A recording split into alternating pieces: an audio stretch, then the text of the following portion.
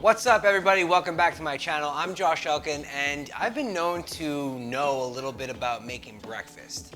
I also know a little bit about eggs, given the fact that, I never skip egg day.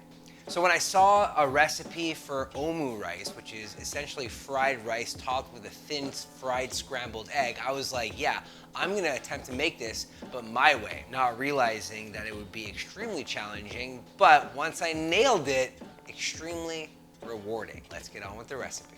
What is a demi-glace? Well, it's a rich brown sauce commonly found in French cuisine. This is not that. This is more of like a brown gravy, and it pairs perfectly with this recipe. In order to shrink down the time to make this sauce, and in order to thicken it, I'm making a cornstarch slurry. Maybe you're asking yourself, how does cornstarch even work? Well, it's funny you ask that. It's a long chain of starch molecules which, when heated in the presence of moisture, will unravel and swell. I googled that definition. To a frying pan, I'm gonna add a little bit of sesame oil and then a lot of olive oil. The reason I'm not just using sesame oil is because sesame oil burns very fast. When you combine it with other oil, an oil that has a higher smoking point, it doesn't burn as fast. To the frying pan, I'm gonna add some Spam, fry it up a little bit, then add some carrots and some onions. The trick is to saute everything so that it becomes soft.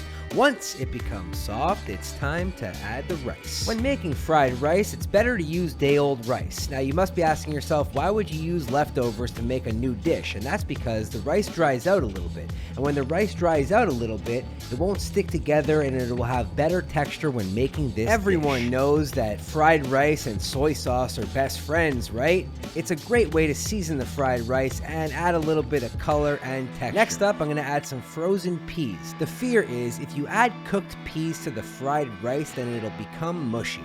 And that's not what we're trying to achieve here. Now I'm gonna take this fried rice, I'm gonna put it inside this omurice mold. Now if you don't have an omurice mold, you could easily just make a pile of rice. You could use a bowl, a ramekin, or whatever other vessel that'll actually hold this stuff. The trick is to pack it in tight so that when you release the mold from the rice, it actually stays in the shape. The great thing about the omurice mold is this handle for easy release. A lot of people ask me why I crack the yolks before I start whisking it, and that's because it's easier to mix it all together into one uniform consistency if the yolks are broken with the whites. This is where things get a little tricky. I'm trying to scramble the egg and leave the inside wet, because when I fold it over into a half moon and then I use gravity to kind of seal the edges, I'm trying to keep the inside soft. This was extremely difficult, even for someone like me that never skips egg day.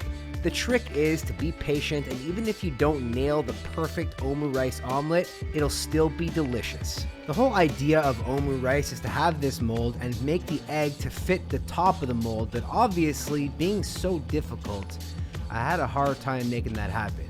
But here you go. In all of its glory, my version, and still probably equally delicious, omurice. And the best part of this video and this recipe is that even if you don't want to go through the hassle of making the fluffy egg to go on top, you still get a delicious Spam fried rice. Wow.